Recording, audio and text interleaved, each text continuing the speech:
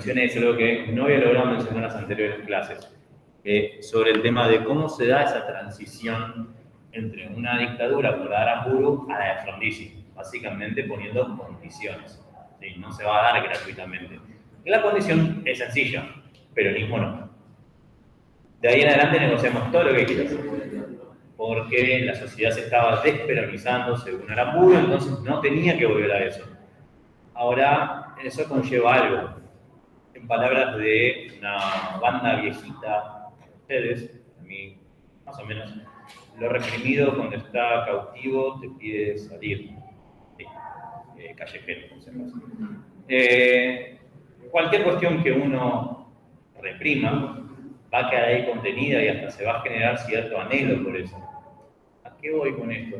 Si uno se pone a pensar de un niño por ahí que haya nacido en el 50, con 5 años vio que experimentó su primer golpe de Estado, ¿sí? Si ese hogar era peronista, durante sus próximos 20 años va a tener el anhelo de que vuelva el general, ¿sí? O que vuelva Perón, está en el exilio, estamos mal. Y va a volver cuando él tenga 25 años más o menos, o 24 siendo exacto, ¿sí? Entonces, vuelve el general, es como, todas esas cosas que se le pone a la política como que hay un mesías que nos viene a salvar, decís, no. Pensemos en, las ideas son buenas, sigan ideas, no sigan personas, las personas se mueren. Y cuando se muere la persona no es que transfiere eso a otra. Dicho sea de paso, lo que Rega trataba de hacer con el cuerpo de la Perona, Isabelita Martínez. Esa es otra historia que ya veremos más adelante. Ahora, toda esta cuestión de la resistencia peronista tiene varios encuentros. ¿Sí? Tuvo un alzamiento militar por parte de Juan José Valle, que terminó siendo contenido y fusilado por la corte marcial, que digamos, corte marcial se le aplica al ejército, ¿sí? No es que va a la corte civil como nosotros, es una corte aparte. El levantamiento llevó al fusilamiento de Valle y los allegados de ese movimiento. Por otro lado, los fusilamientos de José León Suárez, ¿sí? En el predio de lo que hoy es el SEAMSE, en esa época también era un basural, ¿sí? Donde termina la línea Mitre que va a José León Suárez, ahí hay un basurero al fondo. En esa zona, digamos, llevaron gente y la fusilaron, pero aún no lo terminaron de matar, en la noche no lo vieron bien. Ese tipo sobrevive y da testimonio de eso. No me acuerdo el nombre ahora de esa persona, pero creo que he visto un video en YouTube en su momento de Ben Quires una nota o algo por el estilo. Tendría que chequearlo. Porque dicen, sí, fui yo, y de repente no es. Y estás dando una fuente falsa. Pero bueno. Por otro lado, es como, aparte del condicionamiento del peronismo, no, recordemos lo siguiente. Todas las condiciones económicas que ya deja este gobierno de Aramburu para con todo lo que viene para adelante. ¿Sí? Porque es el FMI entró en Argentina y nos hizo tomar, digamos, la decisión política hacia un modelo agroexportador y de una economía primaria. No tenemos que tener nada de industria. O sea, básicamente volvemos como a 1800, como cuando sacaron la Constitución, a 1850. Es decir, esto es una economía agraria exportadora y es como que la industria que sobrevive, bueno, esa se queda, pero la que no, no te preocupes. Es la competencia del mercado que produce que esa industria quiebre. Así que no pasa nada. Bueno, eso dirán desde el gobierno. Hablemos con el empresario que se cerró la fábrica, ¿no? Pero bueno. Pequeño detalle que me gustó acá, que aparecía en el libro, por ejemplo, cómo, digamos, diferentes lugares de resistencia. Podían ser por panfleto, ¿sí? O sea, aparecía algún volante tirado por ahí que decía el gobierno va a caer, ¿sí? O justamente iban generando rumores de desestabilización de estas resistencias peronistas para contraer, recordemos, un gobierno dictatorial como el de Aramburu, que tenía cerrado el Congreso, estaba solo la Corte Suprema funcionando, y los derechos estaban medio como tomados con broches y colgados en el tender. O sea, no había plenitud de derechos, porque no había, por ejemplo, libertad de expresión. ¿Sí? Ahora bien, acá era, por ejemplo, decían, como las medidas de represión del gobierno iban en aumento, la explotación por parte de los patronales también. la resistencia peronista se reflejó en daños a las maquinarias y la baja nivel de producción. Al mismo tiempo, dirigentes como John William Cook contribuyeron a la organización de los Comandos Nacionales de Resistencia. En abril del 56 hubo unos 200 comandos con miles de hombres. Muchos de ellos estaban formados por obreros de una o más fábricas y sus jefes eran líderes sindicales. Se intensificó el empleo de las bombas caseras contra objetivos militares, edificios públicos, ferrocarriles o plantas de electricidad. La mayoría de las bombas eran caños, eran rudimentarios artefactos hechos con sustancias químicas básicas alojadas en recipientes improvisados. Sería el equivalente a que hoy ustedes agarran YouTube y decían cómo hacer una bomba casera. Bueno, personas agarraban esas cosas de la casa, lo metían en un caño, literal, lo cerraban con dos tapas, una mecha, se iban y cuando explotaba, explotaba. Sí explotaba. A veces pasaba que no explotaba. Esta misma tipo de bomba creo que fue la que le pusieron a Timoteo Bandor, fue dirigente de la CGT, que si un líder carismático como Perón está vivo en un movimiento político, no podría decir lo que dijo él, que fue, hagamos un peronismo sin Perón. Imagínense hoy que alguien diga, bueno, hagamos un kirchnerismo sin Cristina Fernández de Kirchner. ¿Cuánto dura? Bueno, a Bandor lo ajusticiaron, un movimiento de resistencia peronista, que lo tomaban como un traidor, y de hecho cada tanto aparecían las pintadas en las paredes después del asesinato de Bandor diciendo te va a pasar lo que el traidor de Bandor a otros líderes del CGT más adelante, ¿sí? En los 70. Y creo que alguna vuelta después del 2001 de alguna otra pared vi como ojo y el nombre de algún dirigente sindical, te va a pasar lo que a Bandor, y yo decía, a la mierda. Claro, ¿por qué en el 2001 no tenía un celular con cámara? Ah, sí, no existían. O sea, decir, esto es un testimonio para sacar. Como todos los grafitis de las paredes son testimonios para mí. Una vuelta por la cancha Huracán había uno que decía de la Rúa 2001. Era el 2009 y seguía pintado. Y yo dije, uy, esto habría que sacar una foto y guardarlo. Es un archivo, digamos, histórico de la pared. Mismo, yo me acuerdo de los 90 había una pared que decía la reta peronismo puro. Sí, lo dije. Decía, wow. Sí, la reta empezó militando en otro lado y después me parece que como no lograba acceder a otros cargos, bueno, me voy a otro lado y empiezo a hacer esto que hago ahora, que es todo. Ya veremos. Para no irme de tema. Con respecto, digamos, a estos resistencias sindicales, otra cuestión que había aparecido era el tema de la represión al sector obrero. Igual un poco lo había mencionado, que era en abril del 56 se aprobó el decreto 7107, por el cual se excluía de cualquier actividad gremial a los que hubiesen participado del Congreso de la CGT en 1949. O sea, básicamente, todo líder sindical que fuera peronista tenía que dejar la dirigencia sindical. Eso es descabezar, no solo descabezar, yo creo que es como sacarle todo el cuerpo al movimiento sindical y dejar solo los pies. Ni siquiera los pies, por ahí, los zapatos. Ese es el modo de desperonizar a esta gente, ¿sí? Y esto va a conllevar a que algo que va a ser muy importante, que va a ir de acá para adelante, es que la CGT se va a organizar en un congreso, digamos, la falda, que se llama el Congreso de las 62 Organizaciones. Esto va a hacer que se cierre, digamos, el CGT, decir, bueno, nosotros somos esta CGT que sigue respondiendo a el líder que no está, vamos a mantener esta postura, pase lo que pase, ¿sí? Así de sencillo, no hay mucha más vuelta que dar. Sí.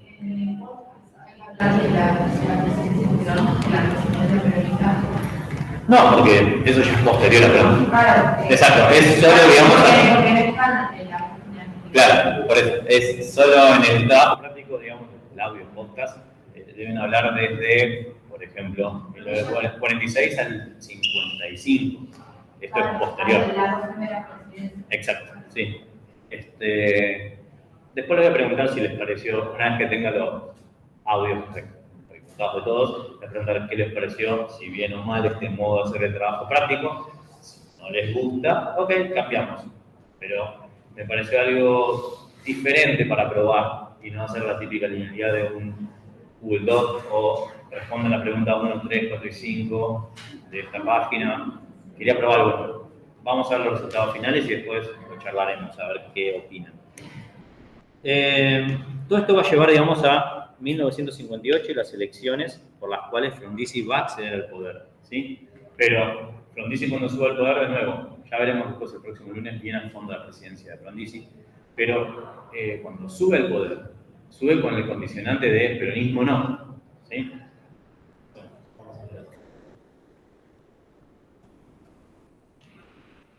Aramburu desperonizó.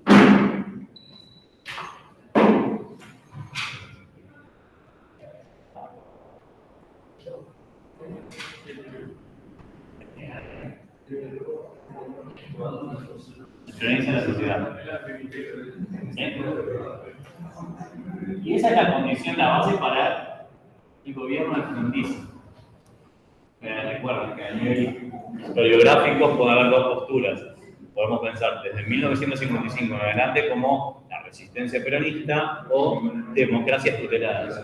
Esto depende de la postura ideológica que quieran tomar, ¿sí? O sea, si quieren ir por el lado de la resistencia peronista, es un camino que es todo esto va a conllevar hasta 1973, la elección de Cámpora y la vuelta de Perón, ¿sí?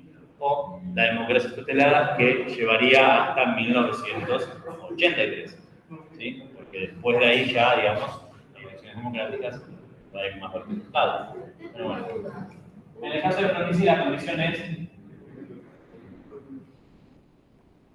de nuevo, no peronismo, ¿sí? Y las condiciones que ya vimos del FMI es sigamos con una apertura democrática, apertura económica, no democrática. Si nos ponemos a pensar un poco allá por cuarto año, esto es bastante un modelo como conservador liberal de lo que habían hecho Roca y en adelante. Sí, porque es, vamos a ser conservadores en lo político y liberales en lo económico, ¿sí? O sea, vamos por ese sentido. Que igual la estocada final, o sea, los dos golpes de remate a futuro que van a venir son con la dictadura del 76 y luego con la elección del Partido Justicialista en 1990 con el peronismo. Son los dos golpes de remate que le dan a acentuar esto, la apertura económica, ¿sí? A un modelo neoliberal en ese momento, que es totalmente opuesto al liberalismo. ¿Sí? Pero uno dice, no, pero es neo. Sí, pero si un liberal lo sentamos uno del no liberal del otro, no se van a decir nada bonito, se van a refugiar. A menos que sean Milei mirándose en un espejo. Pero esa es otra historia. A ver. Con respecto, digamos, acá a la presidencia de Frondizi, las partes de la apertura democrática que podemos mencionar son el petróleo, todo lo que al principio el peronismo fue fomentar las inversiones en YPF y cuando fue necesario abrió la participación, por ejemplo, de que Standard Oil entrara en la Argentina a explotar petróleo con la condición de que tenía que venderse la YPF para que se lo refinara. Ellos no pueden tener su planta de refinamiento. En la época de Frondizi se da libertad, digamos, a que saques petróleo y lo refines vos. O sea, empiezan a aparecer otras refinerías. También eso es por una cuestión interna de que hay escasez de combustible, ¿sí? Como hay una única refinería funcionando, es como decir, tenés todos los camiones de petróleo esperando afuera o todos los trenes con petróleo esperando afuera. Entonces necesitamos más inversiones. Se abre hasta lo que es la industria pesada, ¿sí? La petroquímica es una industria pesada, de ahí deriva todo, ¿sí? Del petróleo puedes sacar el plástico, puedes sacar la pintura, obviamente la nafta, el querosén, el gas, ¿sí? O sea, se va abriendo mucho a partir de la petroquímica todo esto. Ahora la cuestión acá, industria pesada. Hay ciertas industrias que no fueron afectadas, ¿sí? Por ejemplo, la de autos que estaba empezando en Córdoba, la que se inició con el gobierno de Perón, ¿sí? Esa no fue tocada porque, como ya hemos dicho, si no hay mercado, desde 1920 en adelante, el Estado se encargó de ir generando ese mercado para mostrar a la inversión privada que podía venir a poner plata acá y de ese modo iba a tener ganancias, ¿sí? Es como decir, si se funda un pueblo lleno de veganos, no vas a ir a ponerte una parrilla. una parrilla carnívora. Por ahí te pones una parrilla con vegetales y te va a ir bien, si no hay nadie. ¿Sí? O sea, tenés que saber dónde ir a invertir y cómo. Pero a veces la inversión privada dice, espero. Por ahí la primera parrilla vegana la ponga tipo una cooperativa local que vende morrones asados. ¡Wow, qué bueno! Después venga otro privado y ponga otra y se genere la competencia del mercado. ¿Sí? Eso fue lo que se encargó de hacer el Estado durante mucho tiempo. Ya en este momento no hace inversiones fuertes el Estado, empieza como una de las pautas del FMI. Empecemos a achicar la participación del Estado en el mercado para ver qué tan preparado estás. Bueno, la industria pesada de autos siguió funcionando. En Córdoba se puso la General Motors, la Ford y obviamente ICA Kaiser Argentina, que después va a ser comprada por Renault más adelante. De ahí van a salir los primeros modelos de autos de Jeep. De hecho, cuando sale el primer Jeep, Frondizi está sentado arriba y sale de la fábrica mostrándolo orgulloso. En el archivo Grande de la Nación hay un video que lo muestra y decís, el tipo va rebotando así en el Jeep y decís como, wow, ¿en serio quisieron hacer eso? Aunque sea súmalo donde no está la parte de prueba del Jeep. Pobre tipo. Pero bueno. La industria pesada, la verdad que fue muy fomentada en esta época. Recordemos que, obviamente, toda la industria liviana venía fomentada desde la época del peronismo. La industria liviana es la blanca, ¿sí? Hornos, lavarropas, cocina, pequeños utensilios del hogar y algún que otro auto, que fue lo que permitió, obviamente, que entrara esta parte acá de lleno. Ahora, la económica, tenemos esta parte por acá y como ya hemos mencionado en el tema,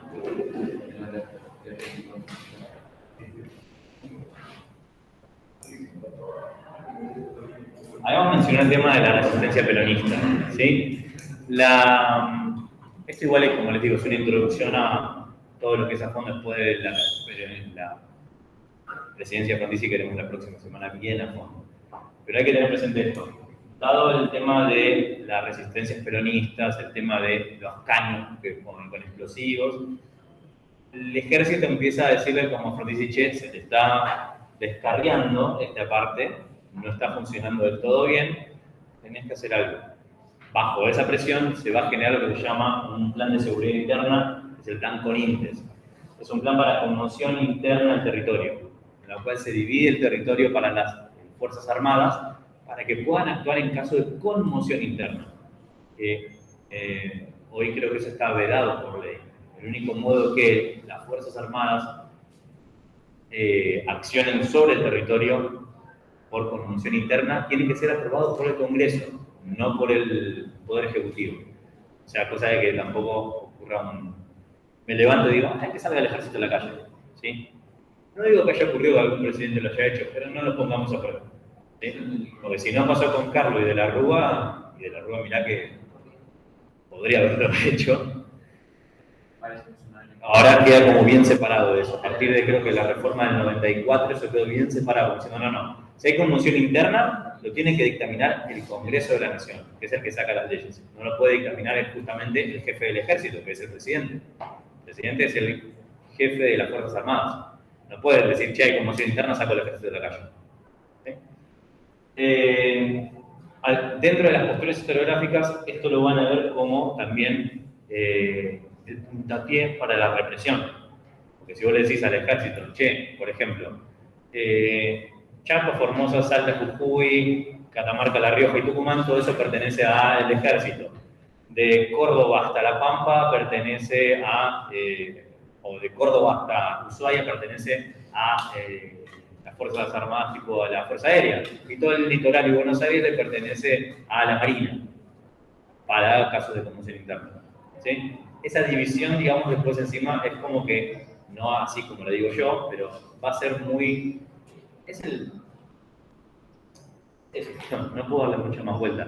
Muchos historiadores, y a mí me cuesta como terminar la vuelta roja diciendo, pero no puede ser. Pero sí, es eso. El CONINTES, para la conmoción interna, es como el primer laboratorio para, bueno, en caso de conmoción, cómo accionamos. ¿Sí?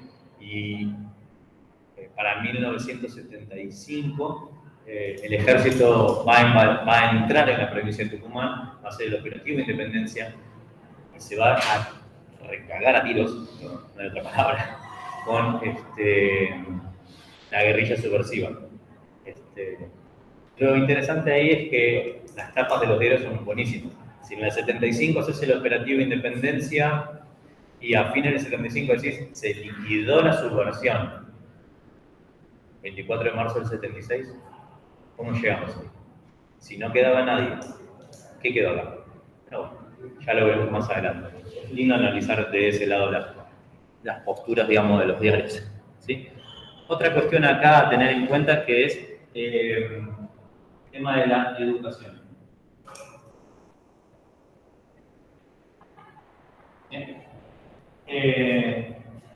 Desde la época de Aramburu se va a fomentar el tema de la educación privada. No lo va a terminar de hacer y Frondizi es el que firma el proyecto de ley por el cual la educación superior universitaria puede ser privada, ¿sí? Y en ese puede ser privada es porque empieza justamente del otro lado, es irónico, pero en el libro aparece y es muy bueno ver lo que decís. Bueno, el rector de la UBA se opone a esto porque, es decir, está sacando el monopolio de los títulos profesionales, de las licencias y de todo esto. El rector de la UBA era el hermano del presidente. Era el hermano del Frondizi. Esperen que el nombre no me acordaba. El nombre es Ricieri Frondizi, hermano del presidente. Defendía el monopolio estatal de la educación superior. ¿Sí? O sea, no me imagino que habrá sido el día siguiente, te sentás en tu casa con tus padres a comer un asado y viene tu hermano y te dice, ¿cómo te va la UBA? Y la verdad que ahora no me va muy bien. Sacaste, teníamos algo armado, lo charlamos, que la educación pública hay que defenderla y me sacás la educación privada. Hay otras presiones que empiezan a aparecer justamente que es en los sectores privados, empresariales y también, digamos, la Universidad Católica Argentina querían entrar en el juego de la educación para empezar a formar por su lado, ¿sí? ¿Qué intereses tenían? Por ahí justamente ver por este lado, peronizar, digamos, la educación, ¿sí? Que era algo que ya Aramburu había querido hacer porque veía que se adoctrinaba en las escuelas y todas esas cosas. ¡Terror! Pero esa es otra historia más adelante. Pero bueno. Ahora, como para ir cerrando un poco, ¿cómo es que si decís que una persona como el presidente Frondizi hace una apertura económica, contiene la seguridad interna y el peronismo y hace el juego con los sectores privados en la educación, ¿por qué es que se va del poder? Una vez que se levantó un día y dijo, me subo al auto con las maletas y me voy. La cuestión giró en torno a otra cuestión ahí. Aramburu, digamos, y todo lo que es las Fuerzas Armadas, dejan cierto mandato, ¿sí? Desperonizar la sociedad. Bueno, convoca elecciones en la provincia de Buenos Aires y gana el peronismo. Lo deja participar y gana el peronismo. Al ejército y, digamos, los sectores económicos le dicen como, esto no puede ser así, le dijimos que peronismo no. El presidente de la Nación tuvo que desconocer las elecciones de la provincia y tirar para atrás y mantener todo como estaba. O sea que no quedaste ni bien ni con el Papa ni con el diablo. ¿Sí? Elijan quién quieren cada uno de cada lado. Ni con el bien ni con el mal. Si te dicen, no, che, no pongas a los peronistas en las elecciones y lo pones y gana, y después decís, che, ganamos. Ah, no, pero no ganamos, tengo que decirles que no. O sea, quedaste mal con los dos. Un lado de eso, ¿sí?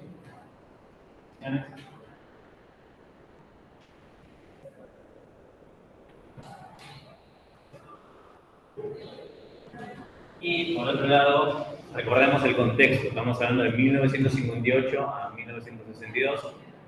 En el 59, en una isla del Caribe, ocurrió una revolución. ¿Qué isla?